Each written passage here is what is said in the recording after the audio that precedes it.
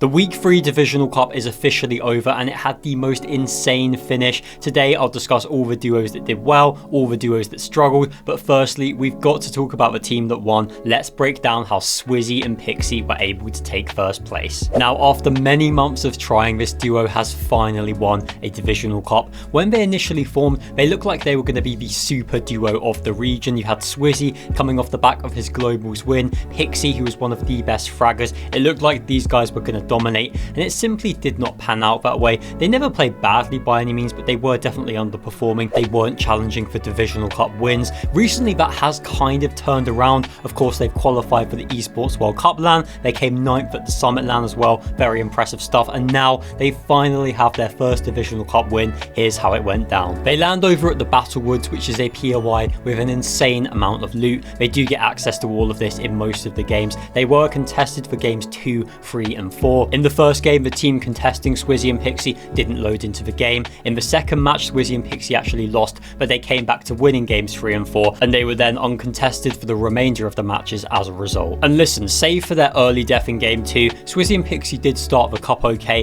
They were in 6th place after 4 games, but it was following this that they upped the levels even more, managing a 2nd place and a win in their final match to secure 1st place overall. A really impressive finish to the tournament. Let's take a look at some of their strategy to see how things went so well for them. Now, as I mentioned earlier, they are over at the Battlewoods, which is a huge POI. Really, it should be split into 2, but SwizzY and Pixie do get the whole thing. They do something similar to Twek and Gonzo, who won the Div Cup last week. They use the trees to build a very tall surge base, and then one of them sits in there and looks for tags whilst the other refarms and aggregates heals. Definitely the sky and scrollification of Fortnite. I feel like since we saw them doing that in Battlewood Boulevard last season, it does feel like that is the default strategy for a lot of other teams. One player in the surge base, one player down on the ground refarming and getting heals together. It does just honestly seem to work really well, and the evidence for that is very visible. Take a look at this game where the 4th zone pulls max. Instead of having to traverse a huge rotate, they instead decide to go back into the POI where they have a huge amount of heals already set out. They can then sit there, tank storm, avoid taking damage so they don't go below surge, and when the 5th zone pulls a bit closer, they're in a great position to rotate in. Like a lot of other teams, they also use the new hop rock item to retake height. You can see here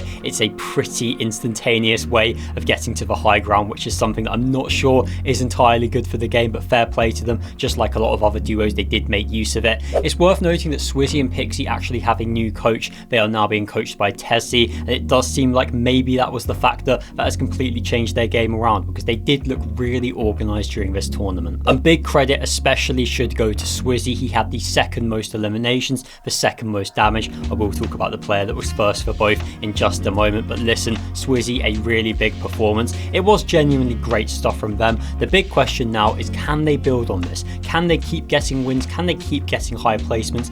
Because honestly, based on the quality of these two players, I do think that's what we should be expecting. Now look, I mentioned at the start of the video that this tournament had an insane finish. It was incredibly tight. Going into the final match, there were about 6 duos that could potentially win, and SwizzY and Pixie were the team that ended up on top. But let's take a look at the rest of the leaderboard. In 2nd place, we had Shxrk T3eny. Now, they were initially meant to be contested throughout the whole tournament. This only ended up happening in a handful of games, and when they had the chance to play uncontested, they very much took it. Indeed, they didn't actually go down once off spawn. It didn't really make a huge difference to them. They were very aggressive as per usual. I feel like you can't be taking the risk of landing anywhere near Shxrk T3eny, because you just know you're going to get keyed, you're going to get ran down. It's honestly too dangerous. Listen, they went all in on their final game. They went from 6th to 2nd place on the leaderboard, dropping 14 eliminations. Unfortunately, they weren't able to get the victory royale, and SwizzY and Pixie did take the Div Cup win, but still a really impressive showing from Shxrk and T3eny, a duo that are definitely in form. Could we see them win the EWC tonight? Maybe by the time you're watching this video, it could have already happened.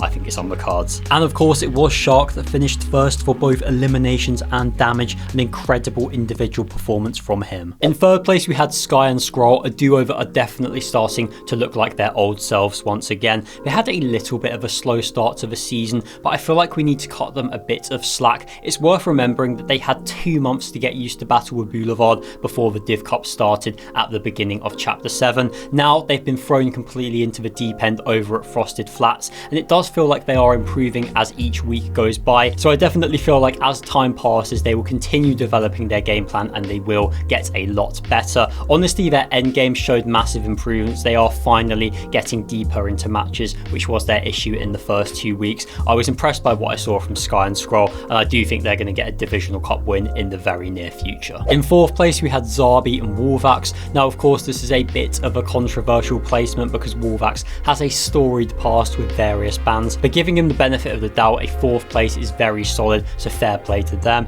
In 5th place, we had Nebs and Nathan, and this was the duo that went into that final match in 1st place. It looked like it was their Divisional Cup to win. Interestingly, they were actually contested for all 6 games over at their mid-map split, and after 5 matches, they had won 5 times. They were absolutely dominant. Unfortunately, in game 6, they finally went down to the Spanish duo of Gordetti and Size, and that ended their tournament. When it really mattered, they weren't quite able to get that spawn fight win, but listen, still a really impressive performance. To be in 1st whilst contested every game is ridiculous anyway. And you know what? It's nice to see a UK duo doing really well. Let's not forget that Nebs and Nathan won the Divisional Cup just before Global, so they have had some good success lately. Their mid-map drop is very solid, it's versatile for zone positions, so I do feel like we'll see them continue to place in the near future. Now, speaking about teams that were contested, in 6th place we had Vidil and Dew, and they fought against Rash and Kovacs in all 6 games. They won 5 of them, and then in 1 they actually split, but Vidil and Dew had a lightning start to the tournament. A 2nd and a 3rd put them in 1st place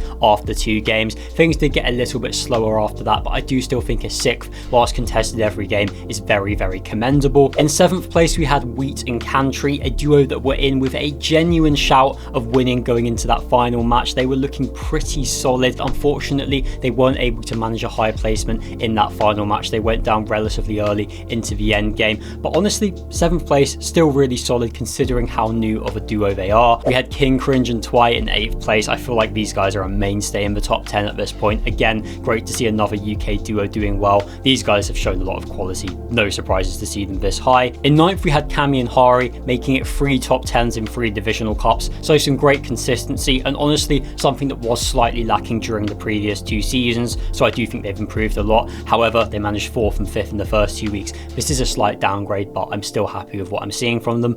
Finally, rounding out the top 10, we had Chino and Pablo Wingu. It's not horrendous. 10th is okay, but they did also come 10th last week, and I do feel like from uncontested Sinister Strip, they really have to start showing something sooner or later. They have to challenge for a win, otherwise questions will need to be asked. Also, Chino absolutely ate this hunting rifle shot from Sato, which was unfortunate. I do think these guys will turn it around soon, and 10th isn't bad, but I do feel like they should be doing a bit better. Now let's discuss some of the big names that finished outside of the top 10. In 11th place we had Focus and Thomas HD. Many people would have picked them to win. Of course, they actually did come first in week 1, but 12th last week, 11th now. It's not ideal. Again, I do just feel like Heatwave Harbour uncontested is a bit of a myth because it's such a big POI. You'll always have a team contesting you, as did happen to them. You'll always have people lurking, so it's definitely not as good a spot as we all once thought. However, I do still feel like Focus and Thomas should be doing a little bit better. In 12th we had Dharm and Deemish. Now these guys were my pick to win the tournament. This was their first week uncontested at Sunken Shores,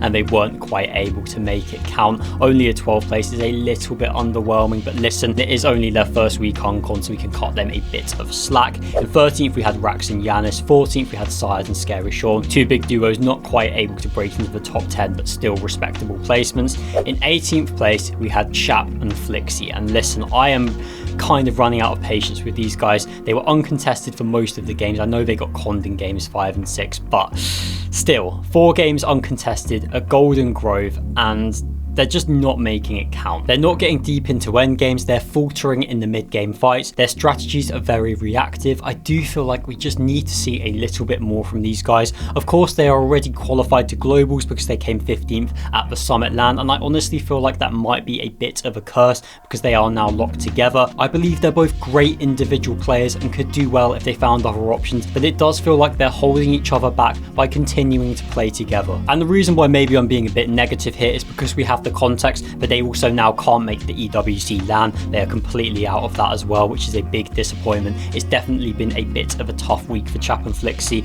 and listen, I do hope they turn it around. Individually, they're both great. Honestly, you see them putting up good stats in these tournaments. Chap and Flixie are regularly seen at the top of the Osarion leaderboards for damage, for eliminations, but they're just not quite getting these placements together, and something is going to have to change. And finally, in 40th place, we had last week's champions Twek and Gonzo. Now, they were contested this week by Pink and Haris, and they did lose 4-2 off spawn. It wasn't the strongest showing from them. It reminded me a bit of last season when they were fighting Dom and Deemish off spawn over at Tip Top Terrace. They consistently looked second best there as well. It's fair to say that off spawn fighting is not their strongest suit. Now, moving on over to NA Central, it was a bit of a weird finals. We had Liam and Veer win by over 150 points, which is pretty crazy. Fair play to them. In terms of the European duos that did well, we had Vico and Scroll in 22nd place, and the rest of them we had King Gringe and Truly in 34th, Velo and Zynox in 39th, and Pablo, Wingu and Kiro in 49th. And then over on NA West, we had Lacey play his first Div Cup finals